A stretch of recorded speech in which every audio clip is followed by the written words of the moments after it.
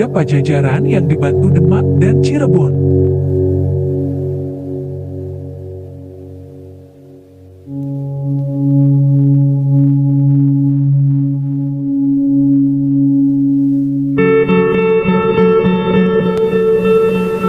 Diceritakan dalam kisah Pitutur Sunda Pantun Bogor bahwa penyerangan pasukan kerajaan dari Banten yang saat itu dibantu oleh tentara Demak dan Cirebon berhasil memporak-porandakan kerajaan Pajajaran.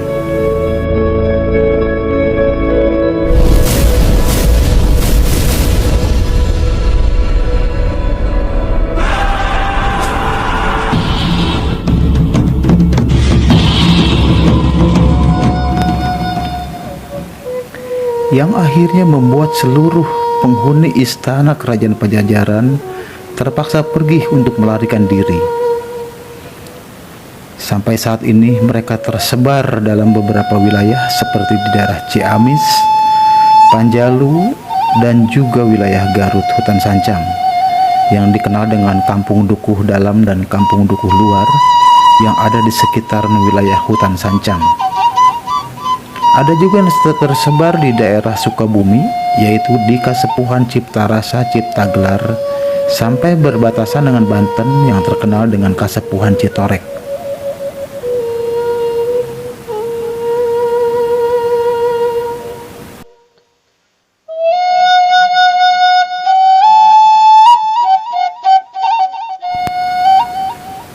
Dalam serat Pitutur Wangsit Siliwangi terdapat kalimat yang berbunyi, "Dia anu di sebelah kulon, geralacak tapaki santang. Sabab jaga engke turunan dia jadi panggeuing ka batur jeung kadulur." Di sini amat jelas sekali bahwa sisa-sisa prajurit Pajajaran yang masih setia di sebelah kulon atau di sebelah barat sekarang masih berdiri dengan kokoh yang memegang teguh adat istiadatnya. Mereka adalah komunitas suku adat Baduy yang ada di daerah Lebak Selatan, Provinsi Banten.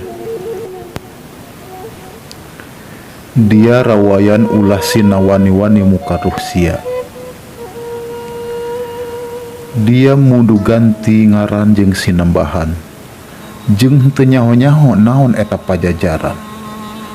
Sebab jaga engke loba somah anu naranyakeun saha dia jeung naon eta Pajajaran. Dia kudu alakur di hiji tempat ngababakan. Imah kudu satangtung saukuran, teu meunang leuwih teu meunang kurang. Ngarepna ngaler ngidul, teu meunang acak-acakan. Ngabari sauyunan ngajajarkeun hiji tujuan. Diluluguan di hiji lemahku bangunan tempat daria karumpul. Dia kudu cicing nahan kapeurih, niti sedih nangguan mangsa anu tumiba. Mun inyana menang kabunga anu matak pilucueun, cukup digambarkeun ku hate jeung kiceupna mata inyana. Eueuh seuri, eueuh gegonjakan, eueuh tetembangan nu mantak hate waas. Can mudu inyana muka rusia, lamun can panggih jeung nu moal tulak kunci ka Pajajaran. Sahabat dan dulur Mang Badu semua, di sini amat jelas sekali dalam Pitutur Sunda tersebut bahwa orang-orang dari suku adat Baduy itu sekarang ini sedang menunggu waktu yang akan tiba, menunggu orang yang membawa kunci tulak Pajajaran yang mereka namakan dengan Budak Angon. Mereka yakin akan datang satu masa mereka akan membuat gerakan dan mendirikan kembali kejayaan Pajajaran.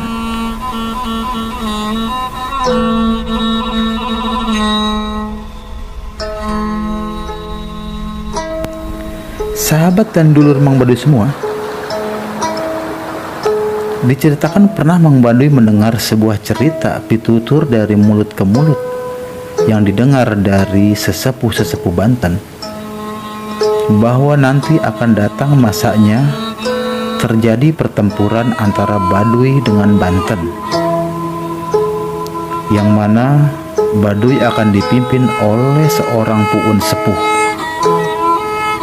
untuk berhadapan dengan pasukan Banten yang dipimpin oleh seorang manusia biasa, hasil tirakat dan permintaan para wali terhadap Allah Subhanahu wa Ta'ala, yaitu yang akan memimpin pasukan Banten yang bernama Sa'ih.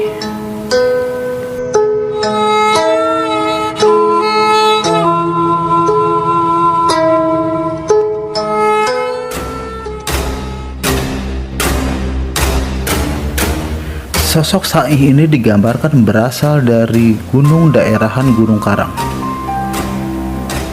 Sosok ini digambarkan berperawakan tinggi dan mempunyai bulu-bulu di seluruh tubuhnya yang berwarna putih, laksana seekor monyet Hanuman. Dan belakangan berkembang mitos atau cerita dari pitutur sesepuh-sesepuh Banten bahwa sosok Sa'ih tersebut digambarkan sebagai seorang abuya atau ulama yang berasal dari daerah Ciomas, Banten, yaitu Abuya Besar Abuya Sar'i. Wallahu a'lam bishawab.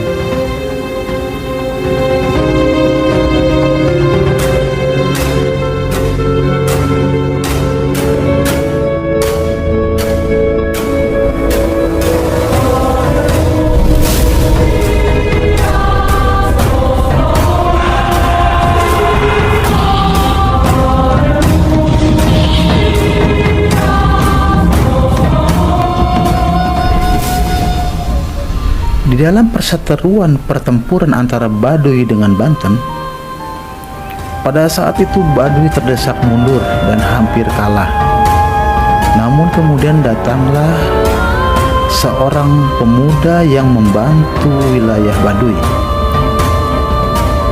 yang mereka namakan dengan sosok budak Angon tersebut.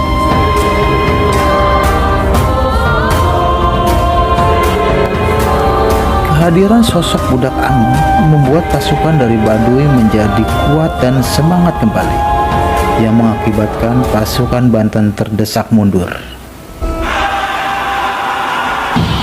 Namun pada dasarnya ada rahasia besar di dalamnya.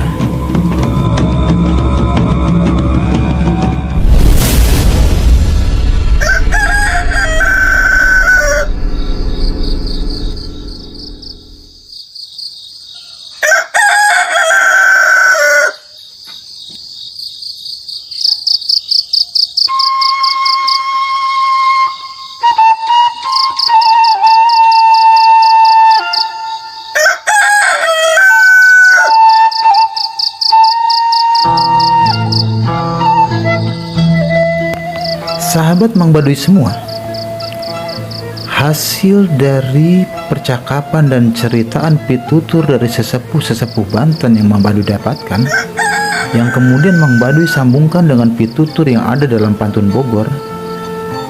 Di sini mungkin Mang Baduy agak sedikit menafsirkan, yang artinya bahwa akhirnya masyarakat Sunda Banten dan Sunda Baduy mereka berpelukan dan saling memaafkan. Ada sebagian masyarakat sesepuh Banten yang menyatakan bahwa perseteruan dan pertempuran antara Baduy dan Banten itu akan terjadi bila ciri-cirinya itu sudah ada. Di antaranya yaitu ketika masyarakat Banten hidupnya sudah tidak mau lagi memperdulikan dan selalu berlomba untuk keduniaan. Dan ciri yang paling utama yaitu ketika wilayah Banten terbagi menjadi dua.